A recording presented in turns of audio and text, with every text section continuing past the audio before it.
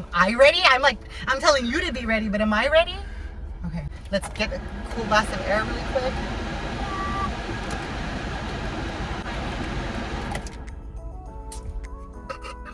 Okay, now I'm shy.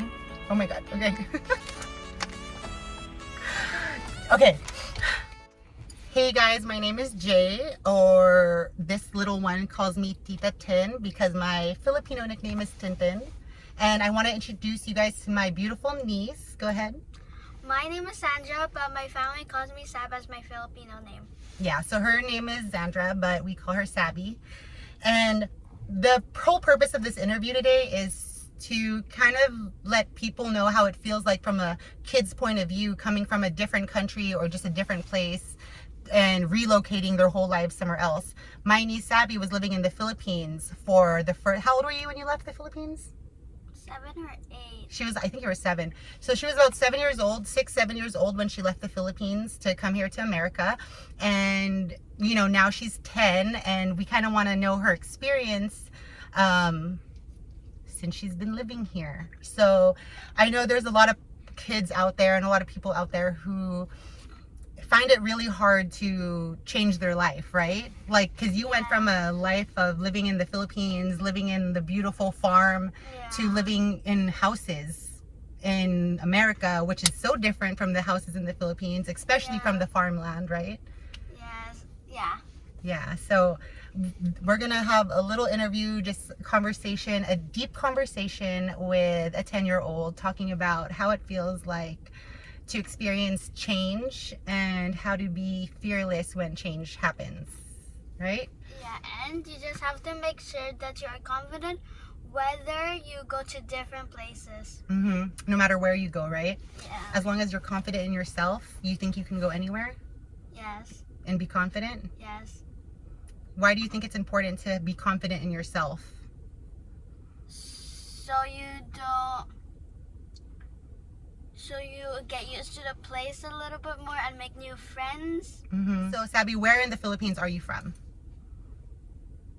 Ilo. Okay. And Ilo is kind of, yeah, so Ilo is kind of like saying Los Angeles. Los Angeles is big, and within Los Angeles you have a lot of other cities and other like banwas and towns. How did you feel when your mom told you you guys were going to come to America?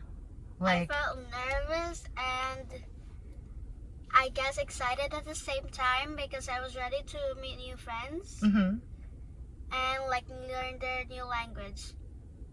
Yeah. Well, so what did you also go to places that are not in the past, mostly because the places here are very different from the ones that is in the past. So yeah, because it's a different culture, it's different people. But now they have like maybe they like have like McDonald's or something. Like it's becoming more commercial. There's more like big stores there. Okay. So you can go and eat more because food is everything. Food is everything. That's right. That's very true. So, what is your favorite meal in the Philippines? Like if you could have one meal in the Philippines, it could be dessert, it could be anything. What would it be?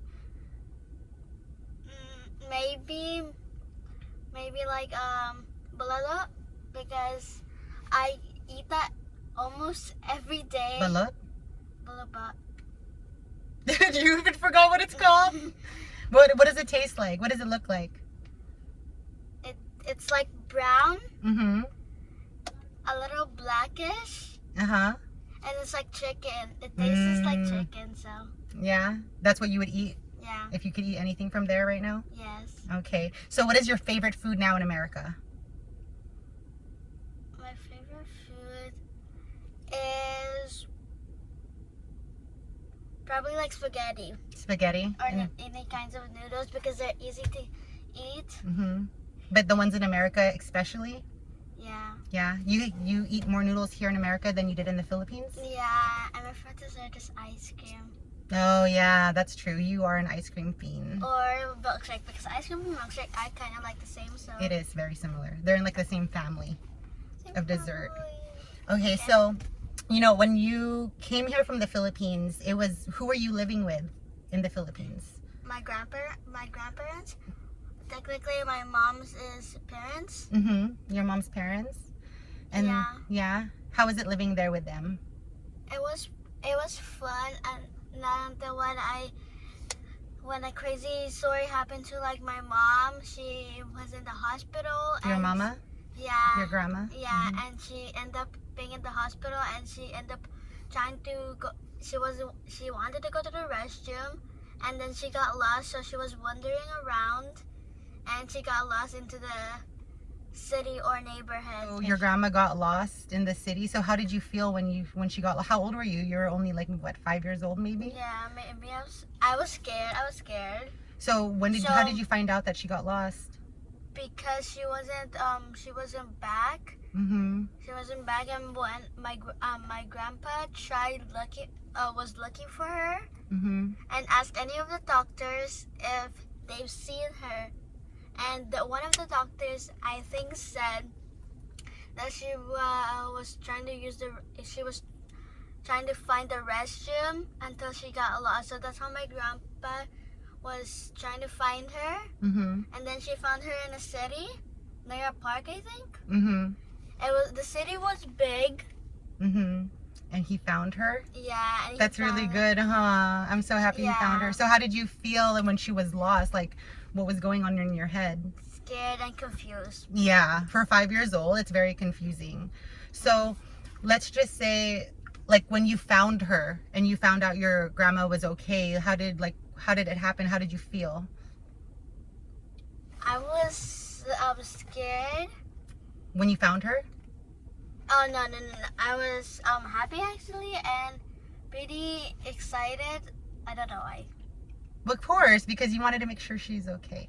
Yes, okay. And I know it's hard. I know you're feeling a lot of emotions because her grandma actually passed away recently, right? Yeah, because she couldn't hear and walk. So she was very sick. She was staying in bed all the time and in a wheelchair. So. Yeah.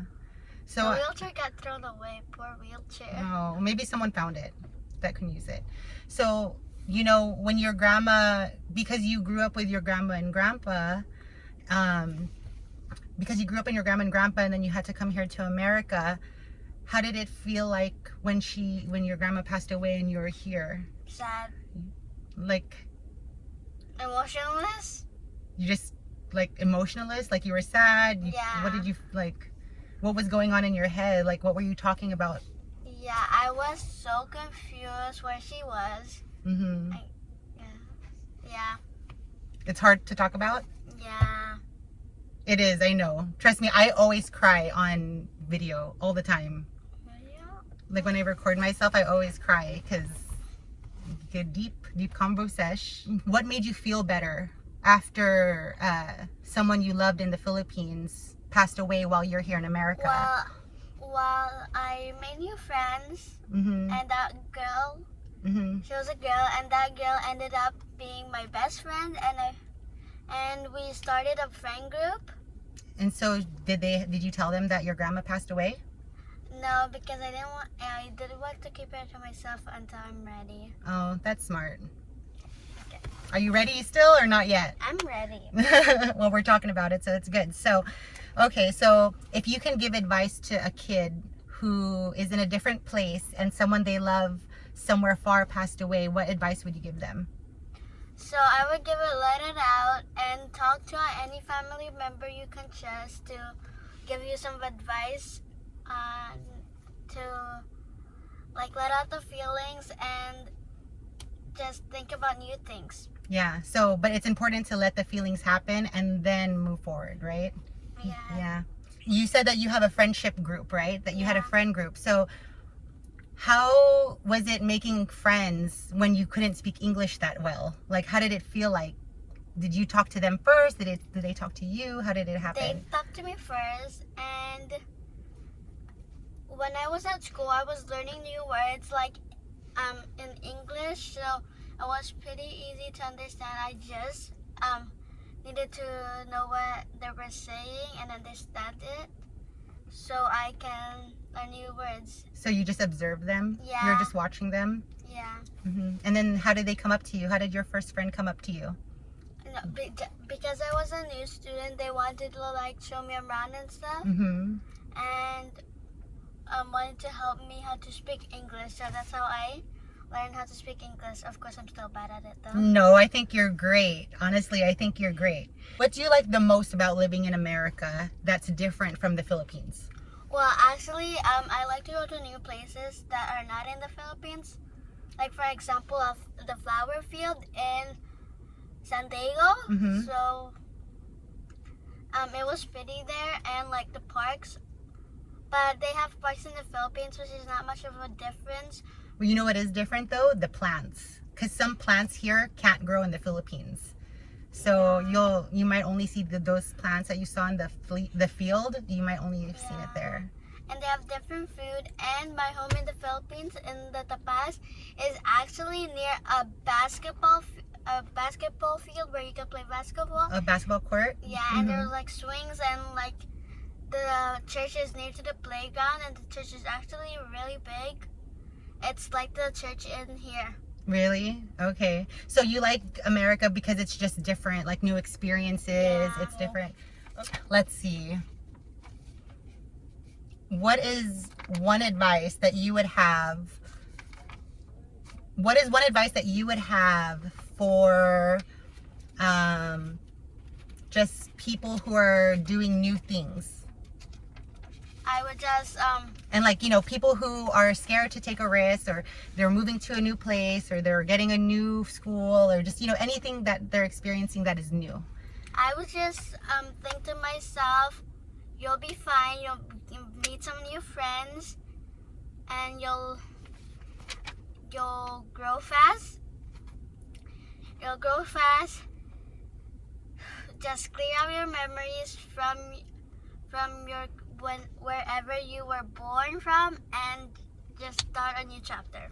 Maybe not clear out, but just make space for new, right? Yeah. Because you still want to remember where you came from, but you just want to make space for the new That adventures. doesn't mean you go to a new country. Doesn't mean you can go visit your place where you were born. So. It doesn't mean you can't visit your place. Okay, so it is getting hot in here, and I'm starting to sweat, and my poor niece is starting to sweat.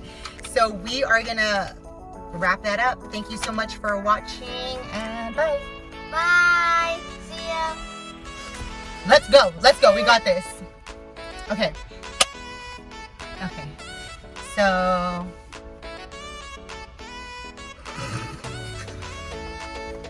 What do I do now, Sammy? What do I have to say? Interview, I guess. Okay.